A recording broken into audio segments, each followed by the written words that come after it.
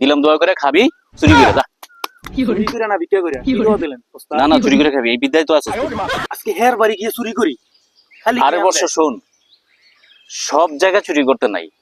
কথায় আছে চুরি বিদ্যা মহাবিদ্যা যদি না পড়ে ধরা। তিনটা জায়গায় কখনো চুরি করতে নাই।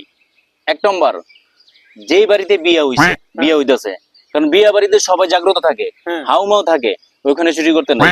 দুই নম্বর, যেই বাড়িতে বুড়া মানুষ আছে, বুড়া মানুষগুলো সারাদিন ঘরে পড়ে থাকে, এটি ঘুমায় না, এটি সারাদিনই সারা রাত্রি জাগ্রত থাকে, এই চুরি করতে নাই।